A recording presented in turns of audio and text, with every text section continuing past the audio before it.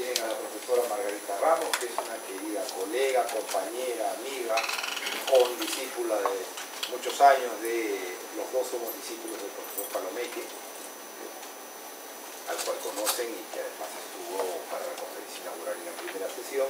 Y tenemos la fortuna de contar ahora con la profesora Margarita Ramos. Ella es catedrática de Derecho del Trabajo de la Universidad de La Laguna y es experta en los temas que son objeto de las 3 sesiones siguientes. De ahí que con la mayor alegría y como parte de este espíritu de intercambio, ¿no?, que expresa este curso entre la reflexión general que viene de la Escuela Laboralista de la Universidad de Salamanca y que se extiende también a través del magisterio del profesor Palomeque a la Universidad de La Laguna, a la Universidad de Navarra, a otras universidades. Pues ahora tenemos a la profesora Margarita Ramos. Yo no voy a aburrir más, sus méritos son múltiples y los van a apreciar ustedes cuando tengan la oportunidad de escucharla y debatir con ella sobre los 3 temas que ha tenido la amabilidad de preparar para ustedes y que va a compartir en sesiones sucesivas hoy, el día de mañana y el día miércoles. Y nada más. Muchas gracias, profesor Miguel. Bueno, muy buenas tardes. Es un placer para mí estar aquí en este día de hoy, mañana y pasado con ustedes, participando en este tercer curso internacional de estudios avanzados en Derecho Social que organizan conjuntamente esta universidad y la Universidad de Salamanca. He estado mirando el programa y compruebo que este año el curso se ha dedicado a reflexionar sobre las transformaciones económicas, sociales y productivas y el impacto de esas transformaciones sobre el contrato de trabajo, sobre la relación de trabajo. De manera que he podido ver en el programa que pues, se ha hablado de un aspecto teórico importante, como es la adaptación del derecho del trabajo a los cambios económicos y sociales. Esta es una característica muy propia del derecho del trabajo. El derecho siempre va a remolque de los acontecimientos sociales, siempre se coloca por detrás de los acontecimientos sociales. Bueno, pues como les decía, he podido comprobar en el programa que en estos días, bueno, la semana pasada exactamente, han estado ustedes trabajando a lo largo de las distintas ponencias con temas genéricos o muy generales como la capacidad de adaptación del derecho del trabajo a las transformaciones económicas en todo momento. Desde que surge el derecho del trabajo a comienzos del siglo XX, finales del siglo XIX, según los países, presenta esta característica, ¿no? Conforme se van produciendo movimientos sociales, transformaciones económicas, transformaciones productivas, cambios en la sociedad, el derecho del trabajo va construyendo categorías jurídicas nuevas para dar una salida jurídica, para crear un cauce jurídico que evite que el conflicto social termine por socavar las bases del Estado liberal primero y del Estado social posteriormente. Y como la sociedad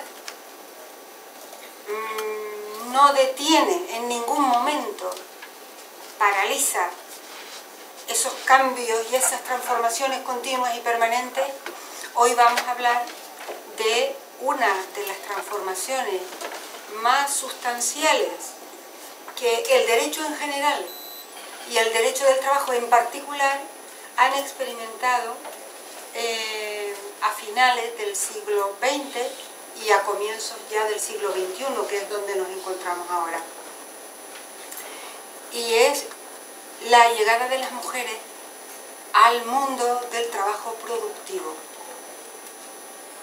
Esa quizá pueda ser una de las características definitorias del siglo XX.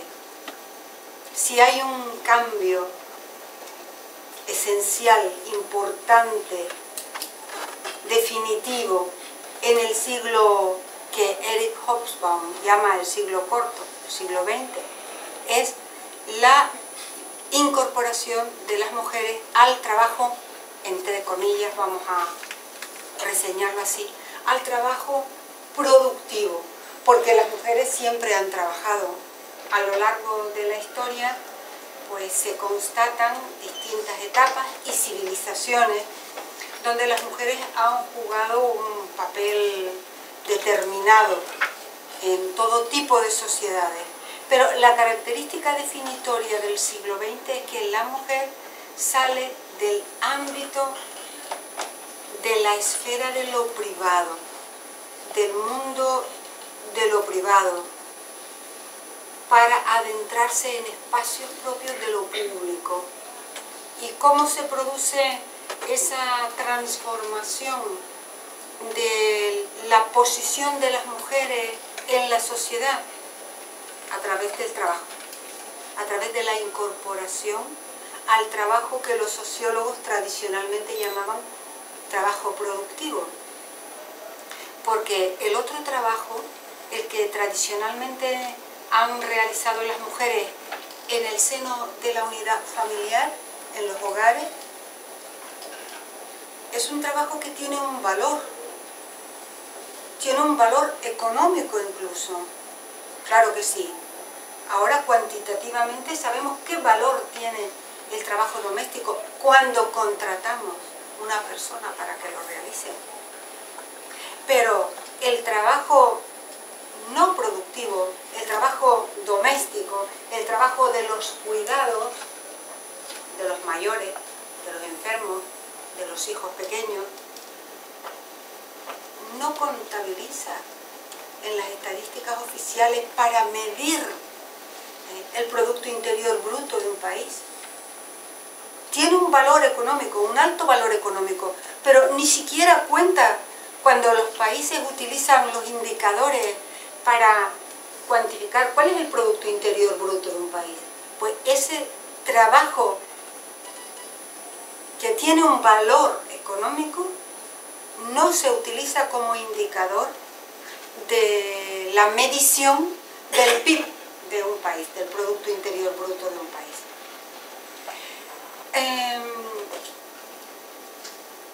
Ustedes saben, por cultura general, ya voy acercándome poco a poco al tema de la conciliación de la vida laboral y familiar, que es el tema que nos ocupa, pero ustedes saben que prácticamente todo esto parte de unas circunstancias sociales y económicas que se producen después de la Segunda Guerra Mundial. En plena Segunda Guerra Mundial, en Europa, muchas mujeres tienen que salir de su casa y comenzar a desarrollar trabajos que los varones no podían ejecutar precisamente porque se encontraban combatiendo en el frente. Y muchas mujeres, ya iniciado, claro está, el periodo de la industrialización, se incorporan a talleres, a fábricas, a empresas, a realizar actividades productivas, calificadas así en la terminología tradicional, porque los varones no pueden ocuparse en ese momento de la realización de ese tipo de actividad. Y luego ocurre que terminada la Segunda Guerra Mundial, sobreviene un periodo, esto ocurre así, según señalan los filósofos del derecho, algunos como Ernst Bloch, un filósofo alemán muy conocido, en el Justnaturalismo, que se recupera una vez terminada la Segunda Guerra Mundial, porque son esos momentos históricos en los que continuamente se está apelando al deseo de la paz mundial, la paz universal, el reconocimiento de derechos humanos, el reconocimiento de derechos fundamentales, de las libertades públicas, y todo eso que acontece entre los años 50 y 60, pues va a provocar, como ustedes bien saben, un movimiento de peso mundial que va a concluir con instrumentos internacionales tan potentes como la Declaración Universal de Derechos Humanos de 1948, Naciones Unidas, por tanto un instrumento a nivel mundial, pero también con todo ese movimiento que surge por la conquista de derechos civiles y que va a tener como colofón la aprobación también por la Asamblea General de Naciones Unidas en 1966 de los pactos civiles y políticos y de los pactos económicos, sociales y culturales. Y ahí ya se produce a nivel mundial el reconocimiento de una serie de derechos que son inherentes a la dignidad de la persona y que en muchas de esas declaraciones y otros instrumentos internacionales de alcance mundial o regional, donde va a aparecer el principio de igualdad por razón de género, o el principio de igualdad y no discriminación por razón de sexo. Inicialmente se ha utilizado esta expresión, no discriminación por razón de sexo, y ahora, pues, de manera más amplia y yo creo que más acertada, se habla de no discriminación por razón de género, porque cuando hacemos referencia al género, no solamente nos estamos refiriendo a no discriminar a una persona por sus circunstancias biológicas, varón o mujer, sino no discriminarle por una serie de roles culturales que se han atribuido tradicionalmente a cada uno de los sexos. Porque tradicionalmente existían unos roles, unas funciones atribuidas al varón por el hecho de serlo y a la mujer por el hecho de serlo. Y eso es lo que está cambiando ahora mismo, eso es lo que está en la calle, eso es lo que está cambiando y es lo que estamos percibiendo.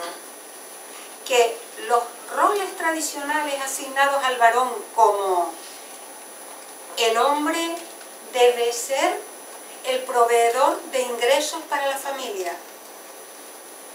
El hombre debe trabajar en el mundo productivo para obtener unos ingresos económicos suficientes para él y para la familia, y para su familia. Hay muchas constituciones, hay muchos textos constitucionales que cuando hablan del derecho a un salario digno, lo expresan así.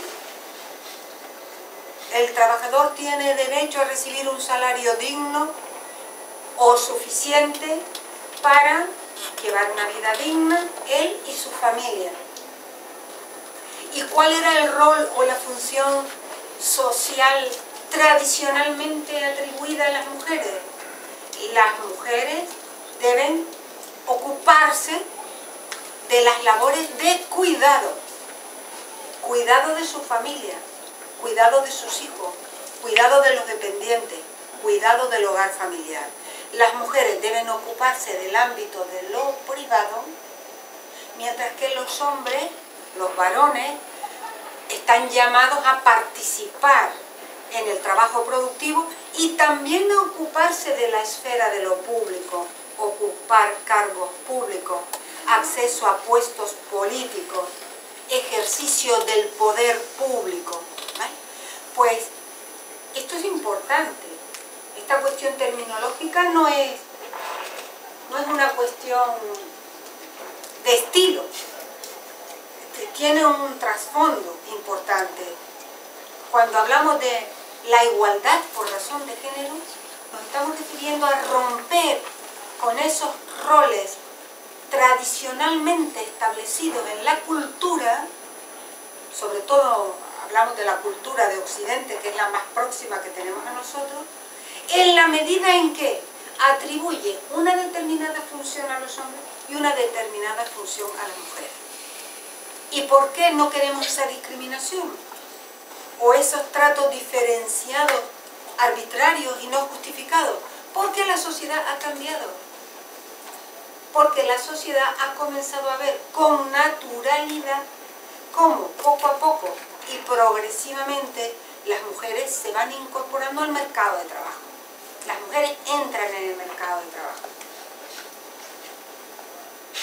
Y no solamente ahora, a comienzos del siglo XXI, nos encontramos en un estadio en el cual las mujeres tienen la pretensión, el objetivo de ocupar un puesto de trabajo, de ingresar en el mercado de trabajo, sino que las mujeres también quieren permanecer en el mercado de trabajo, continuar trabajando. No es una experiencia puntual de tener un trabajo y cuando se tengan hijos retirarse del mercado de trabajo, o cuando se contraiga matrimonio dedicarse a las actividades de cuidado del hogar. Fíjense que en España, lo cito porque es anecdótico y significativo, cuando Franco, después de la Guerra Civil Española entre 1936 y 1939, gana la guerra y proclama autoritariamente todas aquellas leyes que se llamaban leyes fundamentales del movimiento. Una de aquellas leyes del militar que luego se convirtieron en texto constitucional era el fuero del trabajo. Y esta ley, en su artículo 48, decía: el Estado libertará a la mujer casada del taller y la fábrica. Porque habíamos tenido una república entre 1931 y 1936 que era una república de corte socialista. Tuvo dos periodos diferenciados, pero era una república políticamente progresista. Y hasta tal punto que el artículo 1 de la Constitución republicana no hablaba de ciudadanos ni de españoles, sino España se constituye en una república democrática de trabajadores. O sea que el concepto de trabajador era equivalente a ciudadano. Los ciudadanos están llamados a trabajar. El trabajo era un derecho y un deber, ¿vale? Pues esos sistemas autoritarios robustecían ese rol tradicional de una mujer cuando se casa debe abandonarlo todo y dedicarse al cuidado del hogar familiar, al cuidado del marido, de las personas mayores, de los hijos que tengan, etcétera, etcétera. Y eso determina pues que las mujeres se aparten radicalmente del trabajo productivo, porque había incentivos específicos. Había un incentivo que se llamaba indemnización por dote matrimonial, que se pagaba a la mujer si cuando se casaba abandonaba el trabajo. Es decir, experiencias de este tipo ha habido en España, en Europa, en Perú, en América Latina, en Norteamérica, en todas partes del mundo, ¿vale? Pero ya a comienzos del siglo XXI es una realidad que las mujeres han decidido cambiar esa función que tradicionalmente se les había atribuido e incorporarse en el mercado de trabajo. No solamente quieren entrar, no solamente desean permanecer en el mercado de trabajo, sino que también desean promocionarse en el trabajo y llegar a ocupar puestos de responsabilidad. Puestos de responsabilidad en las empresas, puestos de responsabilidad en los grupos empresariales, puestos de responsabilidad en las grandes corporaciones financieras, económico-empresariales, etcétera, etcétera. Del mismo modo y paralelamente a lo que está ocurriendo en la actividad económica y empresarial, en el ámbito de lo político también se están produciendo transformaciones muy importantes en cuanto al grado de participación de las mujeres en la actividad política. Y las mujeres también dan el salto al espacio de lo público.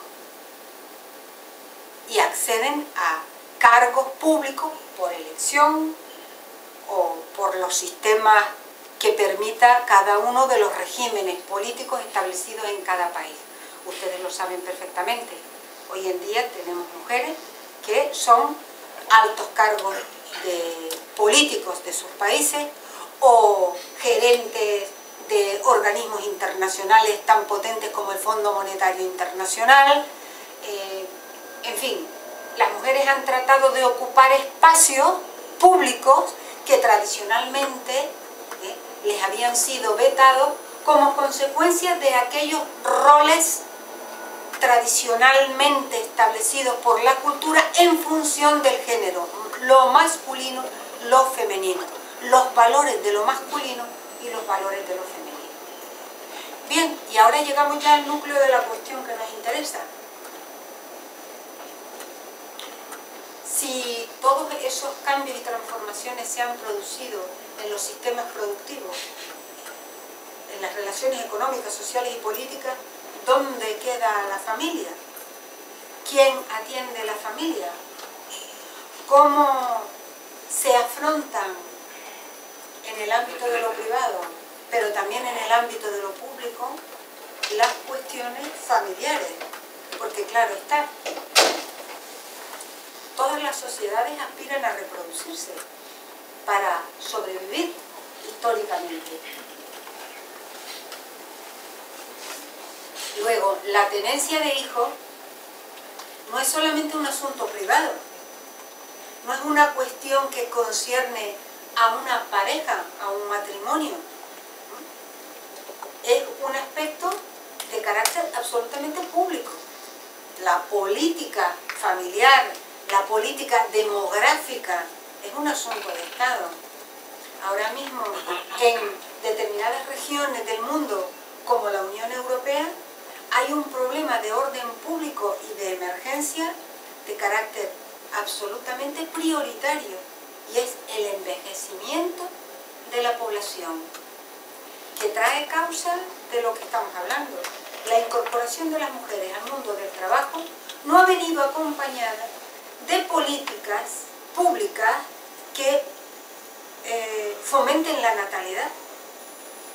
Porque para fomentar la natalidad en sociedades donde las mujeres trabajan, es necesario contar, desde luego, con servicios privados, pero también con servicios públicos. Tiene que haber intervención pública potente para que, por ejemplo, los horarios de los colegios, los horarios de los sistemas educativos estén armonizados con el hecho de que la mayoría de las mujeres quiere trabajar, pretende trabajar, y cuando le ofrecen un trabajo, desea ocuparlo. Los sistemas de transporte, la propia racionalización de horarios de servicios públicos. Hay muchos servicios públicos, hay muchas gestiones públicas que ustedes saben que tradicionalmente se realizan por las mañanas. ¿Por qué? Porque se está pensando todavía en que por las mañanas hay alguien en la unidad familiar que se ocupa de ir y realizar esas gestiones. Pero es que ahora por las mañanas las mujeres también salen a trabajar. Luego, los servicios públicos, las autoridades públicas, los poderes públicos debían haber velado, deben velar, porque haya suficientes servicios de guardería para atender la educación de los hijos menores de edad, antes de la llegada de la escolarización obligatoria. Una red de servicios públicos de apoyo a lo que, no sé si aquí en el argot técnico en Perú se utiliza esta expresión, pero muy extendida la expresión dependencia, ¿no? Para atender la dependencia, para atender a las personas dependientes. ¿Quiénes son dependientes? Los ancianos, los enfermos, las personas que precisan hospitalización, las personas que padecen una discapacidad y, por supuesto, los hijos menores de edad. ¿Qué red pública se ocupa de tener servicios, aunque luego lo gestionen empresas privadas? ¿Vale? No quiere decir que el servicio público implique también la gestión pública, puede haber servicio público, pero gestionado por empresas privadas. Pero a lo que me refiero es a que los poderes públicos tienen que velar por esta necesidad social. Bueno, ¿dónde está esa red de servicios públicos, de apoyo a las familias, de apoyo a los dependientes? Pues poco a poco va tejiéndose un conjunto de iniciativas, de mecanismos. Unos son privados, otros son públicos. Unos los crean las propias empresas, otros los crea el Estado y otros sencillamente los buscan las mujeres. Así, radicalmente dicho, porque es la realidad. La OIT, trato de buscar como referencia la OIT porque es una referencia válida para todos y cada uno de nosotros, vivamos donde vivamos. Es la organización internacional que establece las normas del trabajo. Y todos los estados, prácticamente todos los que son miembros de Naciones Unidas, ya son miembros de OIT. Otra cosa es la ratificación de los convenios, porque ustedes saben que los estados pueden quedar muy bien ante la opinión pública, porque cuando llega el momento de votar en la Asamblea General, en la Conferencia Internacional, a favor de un convenio, de que se apruebe el convenio en la OIT, votan a favor, porque eso queda muy bien. España ha votado a favor de la aprobación del convenio. Perú ha votado a favor de la aprobación del convenio en la Conferencia Internacional. Pero otra cosa es que lo ratifique. Y ustedes saben que los convenios de la OIT funcionan de este modo. Los estados, igual que los sindicatos y los empresarios, son libres para votar sí o no en la Conferencia General a favor de que la OIT cuente con un convenio que regule unas determinadas condiciones de trabajo. Por ejemplo, el convenio número 156, que regula el trabajo con responsabilidades familiares, la compatibilidad, la conciliación entre el trabajo y las responsabilidades familiares. Otra cosa es que el Estado luego lo ratifique, porque aun cuando se es miembro de la OIT y se haya votado a favor del convenio, ese convenio no obliga al Estado hasta que no lo ratifique. Cada Estado tiene que hacer un instrumento de depósito de la ratificación ante el director general de la OIT, ante la oficina de la OIT, y cuando se haya publicado en el boletín oficial, aquí en Perú se llama boletín oficial también, diario oficial, cuando se ha publicado, entonces entra en vigor. ¿Vale? El convenio 156 de compatibilidad entre el trabajo y las responsabilidades familiares ha sido ratificado por Perú y por España también. Es un convenio que tiene un importante número de ratificaciones.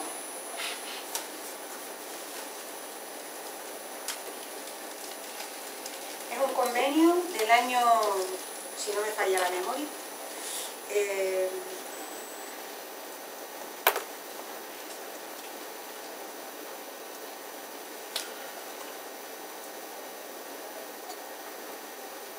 tengo aquí la referencia de otros a los que haré mención. Creo que es del año 2001. 1981. Vale. Ha tenido una especie de revisión que no se ha pactado en el año 2001, por tanto prevalece el texto del año originario de 1981.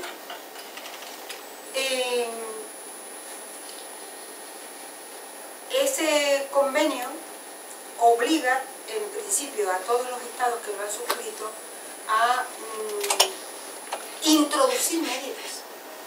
Es decir, los estados se comprometen a que en su legislación interna establezcan medidas que hagan posible la compatibilidad o la conciliación de las responsabilidades familiares con las responsabilidades derivadas del trabajo. Puede decirse que la mayoría de los países que han ratificado este convenio de la OIT, el convenio 156, que está acompañado de una recomendación, la número 165, pero como ustedes saben, las recomendaciones son principios de inspiración para los jueces, principios que podemos invocar como criterios interpretativos para que los jueces, ante la duda en la resolución de un conflicto, utilicen ese criterio interpretativo. Bueno, la mayoría de los países, a partir de los años 90 y sobre todo a partir del año 2000, es cuando comienzan a poner en marcha un conjunto de medidas que empiezan a atender esta nueva realidad económica y social. La mayor parte de la población que trabaja tiene responsabilidades familiares. Ahora bien, cuando comienzan las medidas de conciliación, voy a tratar de ceñirme en parte al esquema, a la guía que seguramente tienen ustedes ya a su disposición, ¿verdad? Una guía para seguir la clase que yo envié con antelación y también unos materiales, o todavía no lo tienen. Ah, bueno, pues se les pasará. Bueno, cuando comienza a hablarse de conciliación y cuando los estados que van ratificando ese convenio de la OIT comienzan a poner en marcha mecanismos para facilitar que se pueda trabajar y al mismo tiempo atender las obligaciones familiares, se está pensando en una conciliación para la mujer. En realidad, se comienzan a adoptar medidas pensadas para las mujeres, diseñadas para las mujeres, porque se viene de esa sociedad predominantemente masculina, donde el trabajo productivo lo ejercían los varones, y hay que decir que no se produce una paralela transformación en la población masculina respecto de lo que está ocurriendo en la población femenina. Lo digo más claramente. Del mismo modo que las mujeres deciden efectuar el cambio y acercarse al mundo del trabajo productivo, los varones paralelamente no deciden comenzar a asumir responsabilidades familiares, sino que cuando las mujeres comienzan a trabajar, lo hacen incorporándose al trabajo productivo y manteniendo ellas las responsabilidades familiares.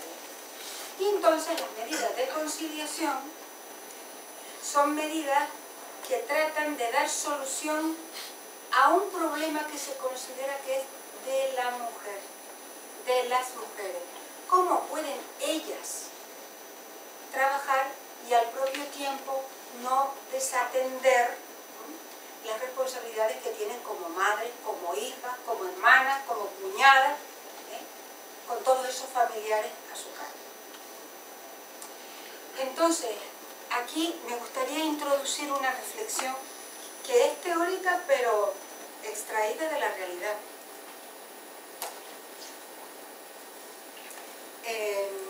Las medidas de conciliación van avanzando en la misma medida en que va progresando la evolución del principio de igualdad.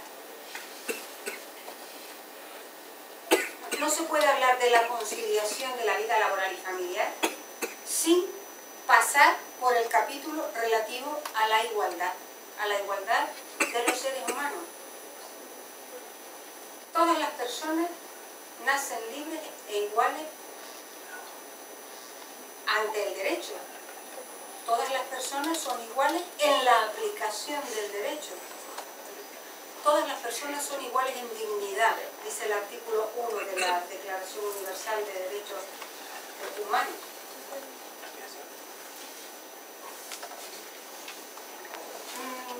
Realmente, la evolución del movimiento obrero, ustedes saben que uno de los valores principales que enarbola el movimiento sindical y el movimiento obrero es el valor de la igualdad.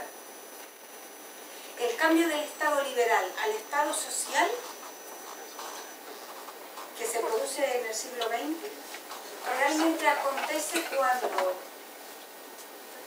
el valor prioritario a promover por los poderes públicos es la igualdad, no la libertad, no la libertad. La libertad es el valor primordial del Estado liberal. Un paso siguiente en la evolución no es el concepto de libertad, sino el concepto de igualdad. Y el concepto de igualdad entronca con el Estado social. Fue la Constitución de México, la Constitución mexicana de 1917, la primera constitución que sobre el concepto de igualdad constitucionaliza muchísimos derechos sociales, muchísimos derechos laborales. El derecho a un trabajo digno, a un salario digno, a unas vacaciones retribuidas, a una protección social por parte del Estado, a una jornada de trabajo limitada. Esos derechos en una constitución para promover la igualdad económica y social. Y la Constitución mexicana es copiada por la Alemania de Weimar. Siempre se pone en el altar la Constitución de Weimar como el paradigma del nacimiento del Estado social. Es verdad. Pero la inicial es la Constitución mexicana. Es la primera constitución en el mundo que eleva al rango de derecho constitucional los derechos de contenido social. El derecho al trabajo, el derecho a una jornada de trabajo limitada, el derecho a un salario digno. Pero el movimiento obrero y el movimiento sindical en general no enarbolaron la bandera de la igualdad por razón de género. Ese es un capítulo de la historia que vendrá más tarde, fundamentalmente cuando las mujeres ya tienen reconocido el derecho al voto, el sufragio universal, sin distinción por razón de sexo, hombres y mujeres, y sobre todo cuando se produce esa lucha por los derechos de la mujer. Años 60, años 70, estamos hablando de países del norte de América, del sur de América, países de Europa, países de Asia, que poco a poco se van sumando a esa idea de la conquista de los derechos de la mujer en pie de igualdad con los derechos de los varones, de los hombres. Y vuelvo al punto donde estábamos. Las medidas de conciliación van a ir incorporándose a los distintos ordenamientos jurídicos en la misma medida en que evoluciona el principio de igualdad. Porque el principio de igualdad también ha tenido su recorrido, ha tenido su evolución en el tiempo. En un primer momento, la igualdad por razón de sexo, ahora diríamos por razón de género, se entendió como homogeneidad. La igualdad en las condiciones de trabajo por razón de sexo consiste en que tanto los varones como las mujeres tendrán iguales condiciones de trabajo, las mismas.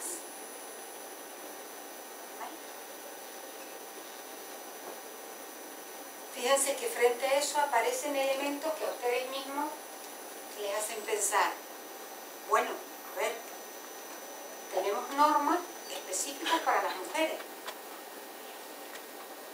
Recordarán ustedes que de la legislación obrera, de las primeras leyes obreras que hubo en todos los países, porque también está ahí el convenio número 3 de la OIT, 1919, protección de la maternidad. En todos los países, en todos los ordenamientos jurídicos, una de las primeras normas que entra es la protección de la maternidad, la protección de las mujeres en los talleres, en las fábricas, en las empresas, cuando están embarazadas, cuando dan a luz o en el periodo del posparto. También había medidas desde el punto de vista de la protección de la salud laboral, medidas de protección de la salud de las mujeres, especialmente en la situación de embarazo, en circunstancias de embarazo. Claro, entonces ustedes dirán, bueno, entonces la igualdad entendida en sentido formal, iguales condiciones de trabajo, a ver, ¿esto cómo se explica? Porque hay normas exclusivamente pensadas para las mujeres. Bueno, pues he de decir que todas las normas, no sé si ustedes van a estar de acuerdo conmigo en eso o no, porque ahora estamos asistiendo a un debate sobre este extremo en la zona regional de Europa. Un debate sobre eso, pero vamos a ver, a lo que quiero llegar. Las normas sobre protección de la maternidad, que ahora también son de la paternidad, ¿no? De la maternidad y de la paternidad. Las normas de la maternidad y de la paternidad no son normas de conciliación,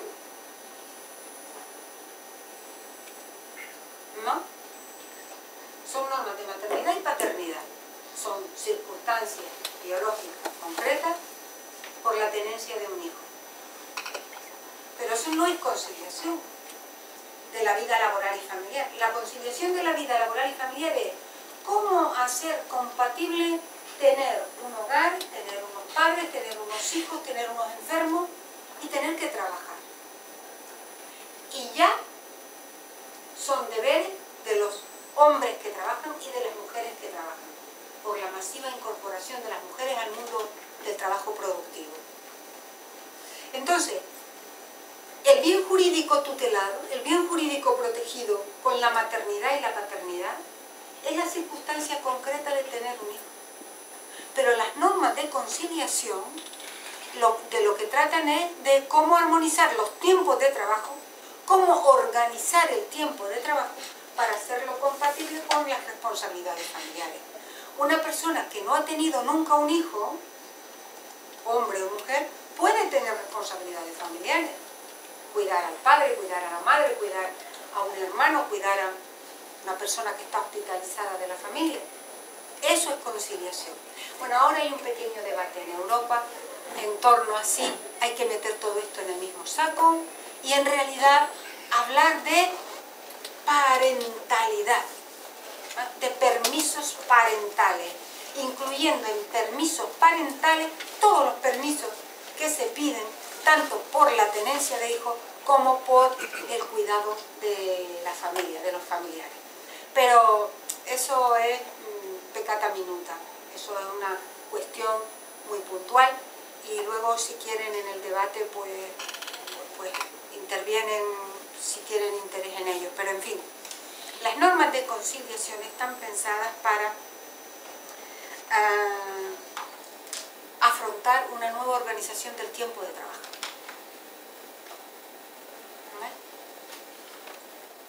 La conciliación en realidad es una cuestión que va a parar a la organización del tiempo de trabajo. Y esto es lo que les importa a las empresas. Bien, ¿cómo organizo el tiempo de trabajo? ¿Cómo organizamos los tiempos de trabajo con el personal? Teniendo en cuenta que tengo varones y mujeres en la plantilla, muchos de ellos con responsabilidades familiares. Ahora ha habido también un cambio ya apreciable y es que numerosos ordenamientos jurídicos no hablan solo de conciliación, sino de corresponsabilidad. Ha entrado un nuevo término que sustituye a conciliación por corresponsabilidad. Y esta nueva noción no está vacía de contenido, porque el término corresponsabilidad hace mayor hincapié, tiene mayor grado de precisión sobre un sentido determinado. Y es que, así como la conciliación estaba pensada para que fueran las mujeres las que conciliaban, la corresponsabilidad es un término más reciente, más novedoso, que hace referencia a que el varón también tiene que conciliar sus responsabilidades familiares. El varón también tiene que armonizar sus tiempos de trabajo con la vida familiar. es decir, la implicación de los varones. Y por eso, en los ordenamientos jurídicos más recientes, creo que en Perú también, han entrado ya los permisos de paternidad, ¿no? El permiso de paternidad, que no es el permiso de maternidad compartido con el padre. Son dos cosas distintas, porque ustedes saben que en la OIT también tenemos otro convenio, que es el 183, que curiosamente el caso de Perú es curioso, porque no ha ratificado convenios anteriores sobre protección de la maternidad, pero ha ratificado el 183, que es el más reciente, porque este es revisión de los anteriores. Pues el convenio 183 sí ha sido ratificado del año 2000 por Perú.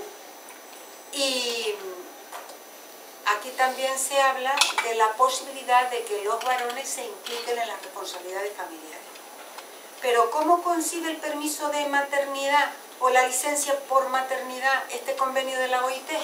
Lo concibe como una licencia para la mujer, pero que pudiera ser compartido por el padre del hijo recién nacido o adoptado, porque no se distingue la filiación. Pero cuando yo hablo de permiso de paternidad es una cosa distinta. Es un permiso para el padre intransferible. Intransferible.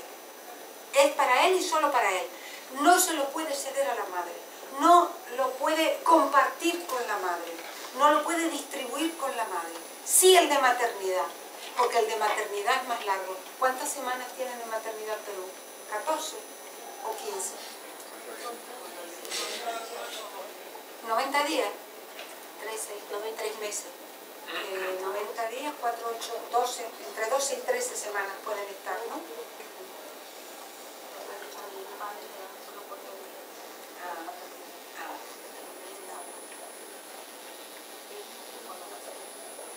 Exclusivamente para él, exclusivo para él. Vale.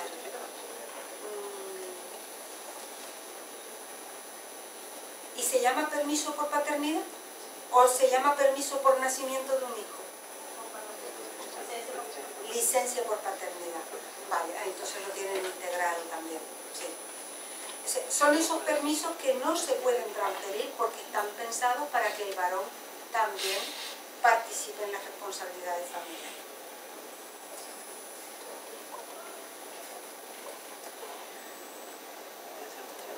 Bueno, medidas de conciliación, instrumentos para la conciliación.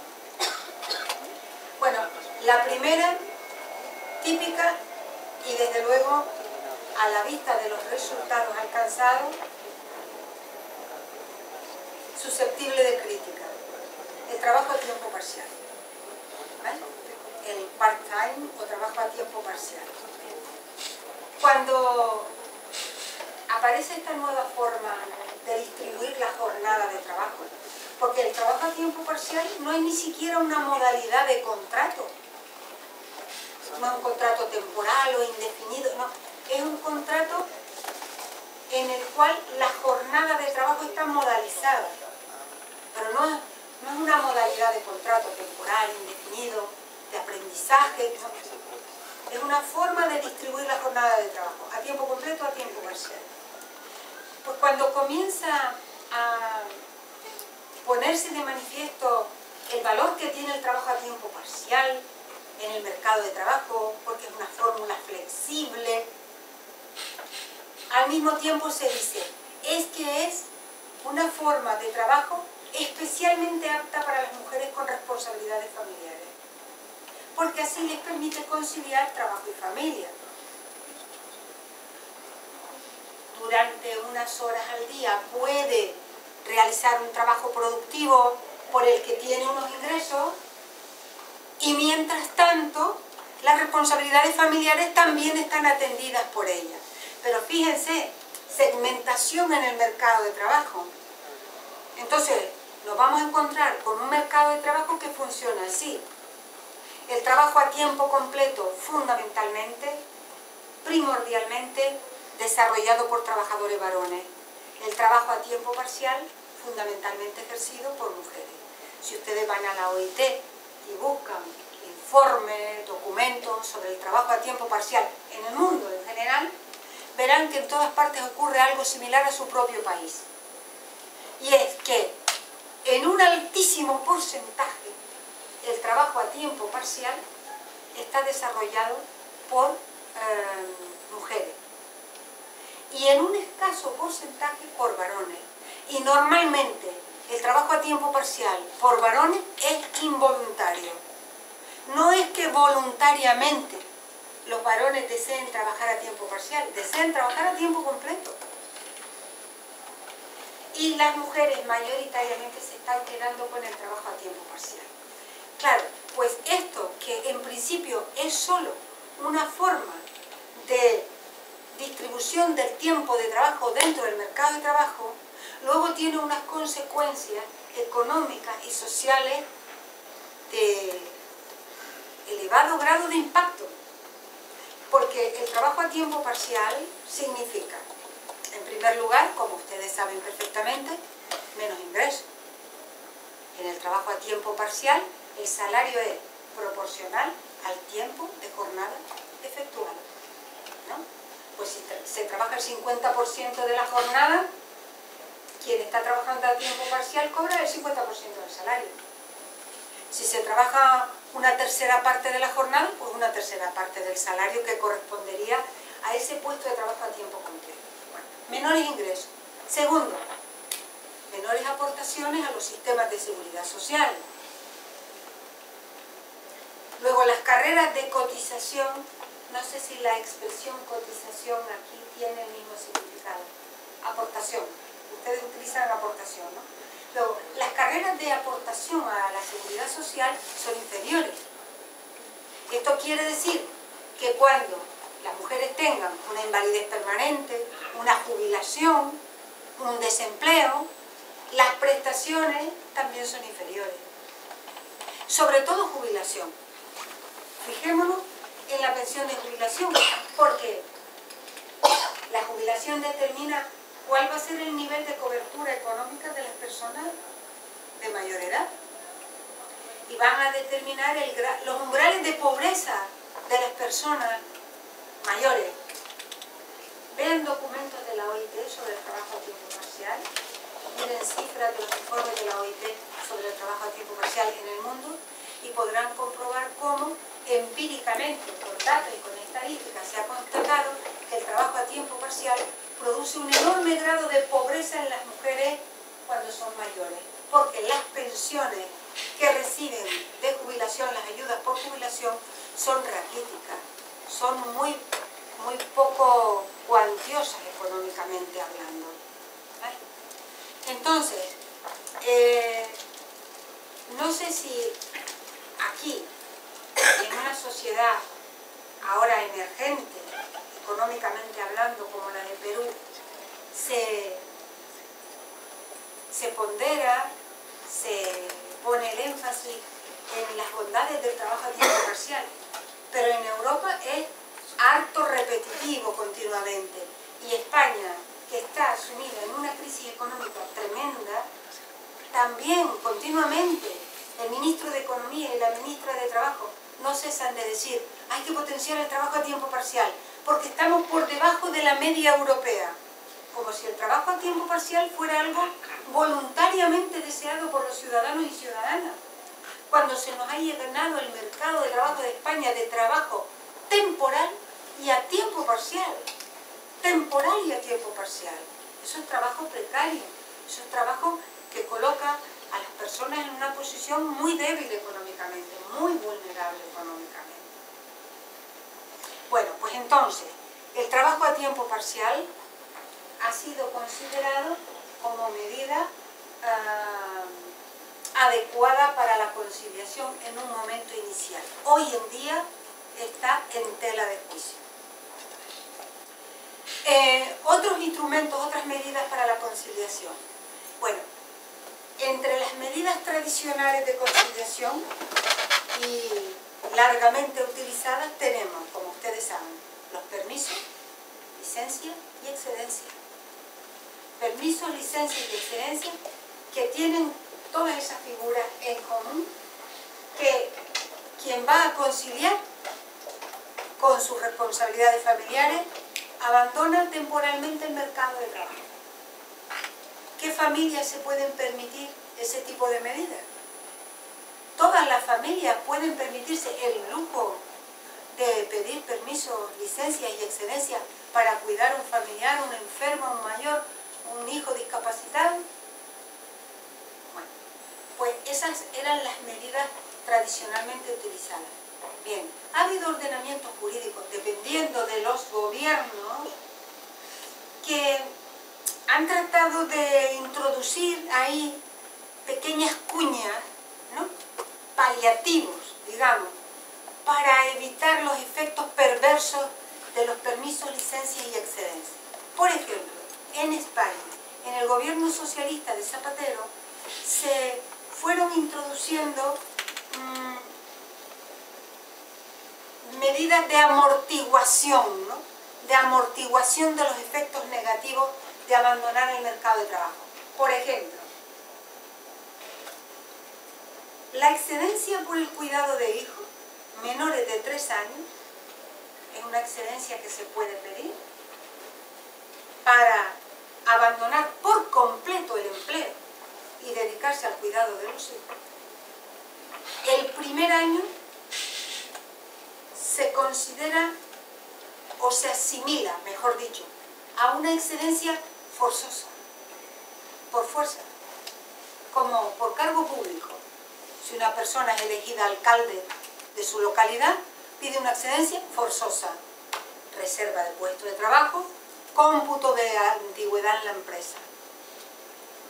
Pues en el gobierno de Zapatero se introdujo una modificación en el Estatuto de los Trabajadores, conforme a la cual el primer año de excedencia por cuidado de un hijo menor de 3 años significaba cómputo de antigüedad en la empresa, periodo cotizado a la seguridad social, se asimila a periodo cotizado para no perder carrera de aportación a la seguridad social. Y, por supuesto, reserva del puesto de trabajo.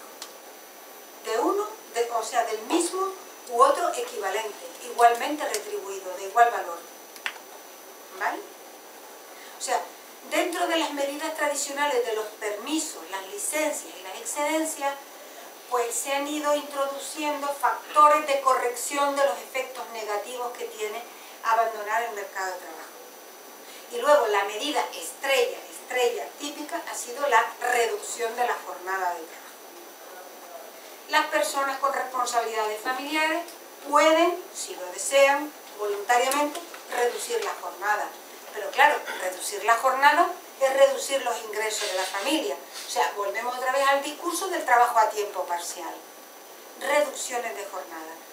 Todos los ordenamientos jurídicos en general, todos en general, han dado facilidades para eso, para pedir permiso, para pedir excedencia o para reducir la jornada. Bueno, pues ese digamos que es el modo tradicional de afrontar las necesidades de compatibilizar tiempo de trabajo y tiempo de vida familiar. Pero en estos momentos está surgiendo un nuevo enfoque de la conciliación versus corresponsabilidad.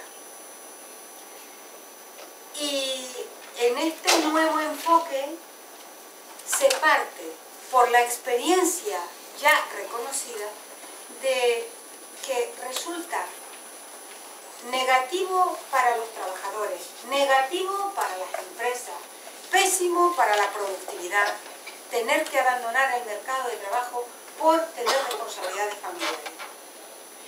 Y se está proponiendo que haya nuevas medidas de conciliación que no faciliten la ausencia del trabajo, sino que faciliten la presencia en el trabajo. Digamos que frente al modelo tradicional de la ausencia del trabajo para armonizar el conflicto entre el trabajo y la familia, medidas de presencia. y cómo se introducen medidas que aseguren la continuidad en el trabajo, la presencia en el trabajo? Pues con otras técnicas nuevas.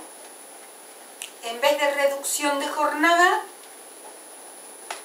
adaptación del tiempo de trabajo, adaptación de la jornada, no reducción, adaptación. ¿Qué significa la adaptación?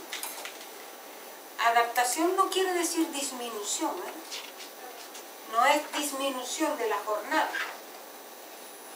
es flexibilidad en la organización de la jornada de trabajo.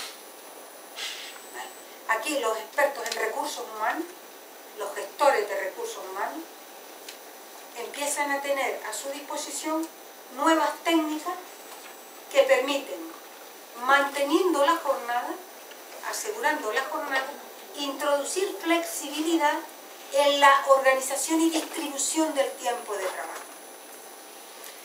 Y para darles cuenta de este nuevo enfoque, yo les he ofrecido como material didáctico para ustedes, les he ofrecido varios documentos de la OIT, pero en particular uno muy interesante que data ya del año 2009, desde el año 2009, alternativas que pueden facilitar la conciliación de vida laboral y familiar, ¿vale? Y el documento pues da cuenta de que las medidas tradicionales no funcionan, y no funcionan porque estaban pensadas para las mujeres y para que éstas abandonaran, sobre todo en la época fértil, en la época de la tenencia de hijos, el mercado de trabajo. Y entonces se proponen medidas que ya se están implementando, que ya se están poniendo en práctica, como, por ejemplo, eso que se llama el flexi-time, horarios variables, horario variable, que significa que teniendo un horario central, un horario digamos fijo, que cumplir, el resto del horario es flexible.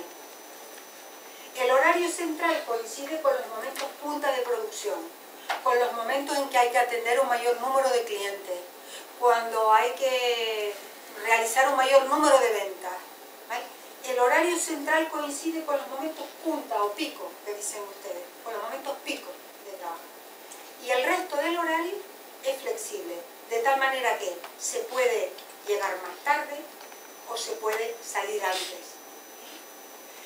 También en el flexi-time entran otros instrumentos al servicio de esta compatibilidad entre trabajo y familia.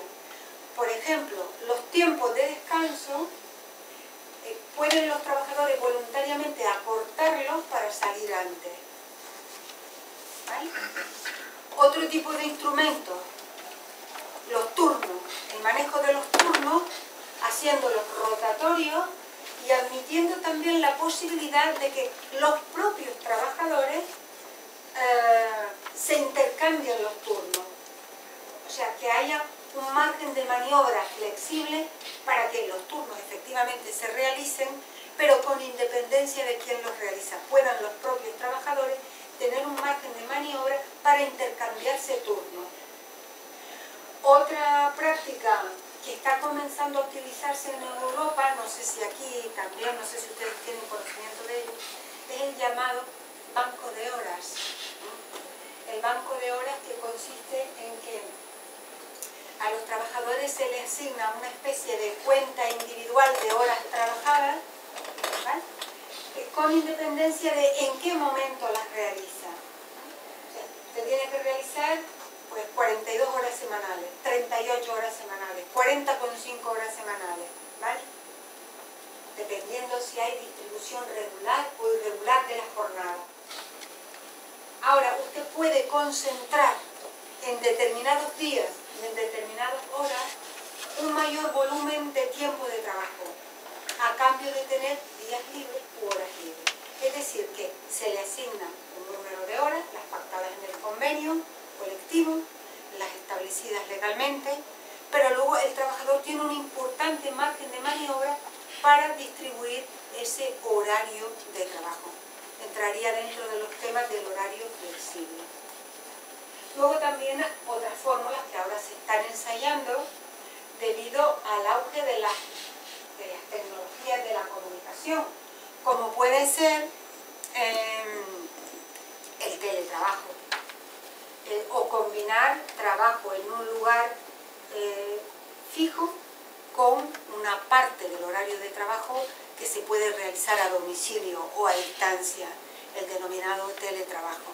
Ahora con los programas informáticos pues hay muchísimas posibilidades de realizar parte del trabajo en el hogar y en un horario en el que el trabajador tiene un cierto margen de maniobra para elegir, no total, porque también hay unos nuevos sistemas de control por parte de las empresas en cuanto a qué periodos de tiempo está cubriendo el trabajador, qué periodo de tiempo está delante del ordenador realizando su trabajo. En fin, se están ensayando nuevas experiencias, nuevos mecanismos, nuevas herramientas que tratan de compatibilizar esa aspiración de que los varones y las mujeres se impliquen en las responsabilidades familiares por igual, y para ello se está trabajando ahora en esta otra dirección, ¿vale? Que la conciliación no implique pérdida de empleo, pérdida de retribución, pérdida de aportaciones a la seguridad social, sino permanencia en el trabajo. Y luego quería, para ya concluir, sencillamente decirles que queda ahí un tema pendiente. Les voy a invitar a que vean un reciente documento de este año, de 2015, de la OIT, que es un informe mundial que se titula La mujer en la gestión empresarial.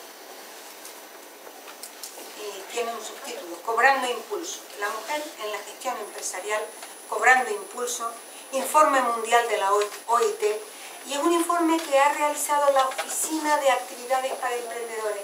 Saben que dentro de la OIT hay una oficina especialmente dedicada a condiciones para poner en marcha empresas, para iniciar actividades empresariales, y ahí la OIT ofrece como una labor de asesoramiento, y este informe ha sido realizado por ellos. Bueno, pues para concluir, lo que viene a decir este informe es que aun cuando prácticamente a nivel mundial se observa un aumento exponencial de cualificaciones de alto nivel de especialización en las mujeres, sin embargo, este mayor acceso de las mujeres a la formación y a la cualificación más especializada, de más alto nivel, no se está traduciendo en los mercados de trabajo y en la actividad empresarial en un mayor acceso de las mujeres a puestos de relevancia en la gestión empresarial, asumir puestos de especial responsabilidad. Y uno de los factores que empíricamente se ha demostrado que colaboran, que contribuyen para que la mujer no llegue a ocupar en paridad con los trabajadores varones esos puestos de especial responsabilidad, sigue siendo la conciliación de vida laboral y familiar. Sigue estando ahí el cuello de botella que separa a las mujeres de los varones. Y verán cómo la trayectoria de una joven y de un joven, desde que comienzan los estudios y terminan en la universidad, es similar. Es similar. Se aprecian altos niveles de rendimiento en las mujeres. Eso también está constatado. Pero cuando terminan la carrera universitaria, máximo nivel de cualificación, y comienzan, ¿no?, a tener ya acceso al mercado de trabajo, hay unos años en los cuales pues tienen acceso prácticamente al mismo tipo de puestos de trabajo. Y ya se pierde la observación a partir de los 30 años. Y no hay factores que expliquen por qué a partir de ese momento las mujeres ya comienzan a quedarse detrás y las estadísticas comienzan a señalar que los puestos de especial relevancia, de especial responsabilidad en la gestión empresarial son mayoritariamente ocupados por varones. Y el informe de la OIT concluye que entonces tienen que ser factores de género los que están contribuyendo a esa desigual posibilidad de acceso a puestos de relevancia en la gestión empresarial. Y cuando se pierden todos los indicios y se atribuyen a cuestiones de género, el informe de la OIT termina concluyendo que ese es el periodo en el que las mujeres mayoritariamente tienen los hijos y se siguen dedicando especialmente al cuidado y a la educación de los hijos, de tal manera que la conciliación sigue siendo un freno, una barrera importante para una igualdad real y efectiva por razón de género. O sea que volvemos al punto inicial de partida. Bueno, no sé si he tardado mucho, poco o nada. A mí se me ha ido volando el tiempo. Me gustaría saber, ¿ustedes quieren hacer algún comentario, hacer preguntas? ¿Estoy fuera de tiempo? Porque ustedes tienen ahora como un momento de descanso. Pero yo con sumo gusto, si ustedes quieren hacer preguntas o comentar algo. Está bueno. Una pregunta, quizás comentario. Viendo la información de la OIT sobre el convenio 156 que usted mencionó, hay una referencia, bueno, a la cantidad de ratificaciones, ¿no? Entonces, algo que me llamaba la atención de las 44 ratificaciones es que, además de España y otros países desarrollados, incluya a Perú, Bolivia, y dentro de los países que no los han ratificado, Canadá, Alemania y quizás otros países que probablemente sí tengan estas políticas y me imagino que quizás lo que quieran es desarrollarlas sin tener esa presión de un mínimo o de ciertas características prefijadas por la OIT. No sé qué podría comentar usted que tiene esta visión. En esos casos, justo los que ha citado, probablemente porque sus estándares están por encima de los mínimos de la OIT. Eso le ocurre a España con el convenio, por ejemplo, el 183, España no lo ha ratificado, el 156, ¿se refería al de conciliación o al de maternidad? Se refería al 156, ¿verdad? Sí, pues, no el 156, sino el 183, que es el de maternidad, España no lo ha ratificado. Pero el convenio 153 establece como permiso de maternidad 14 semanas y España tiene 16 o 18 si es parto múltiple. Por eso le digo que hay muchos países, digamos, de las economías avanzadas que algunos convenios de la OIT no los han ratificado y no tienen ningún complejo al respecto, porque ya en sus ordenamientos jurídicos tienen esos mínimos integrados o incluso están por encima. En el caso de Alemania, porque hay directivas europeas que ya están por encima de los mínimos de la OIT. Pero que no, de todas formas no lo explica, porque siendo miembro de la OIT y seguramente habiendo votado a favor en la conferencia general, que quedan muy bien allí diplomáticamente, no hayan depositado el instrumento de ratificación, que debieran hacerlo. ¿Alguna cuestión más? Díganme una cosa, ¿cómo vamos de tiempo? ¿Debo cortar antes? ¿A qué hora cortan normalmente? ¿Y cuarto? Y 20. Bueno, mañana lo tengo en cuenta y seré respetuosa. Bueno, muchas gracias.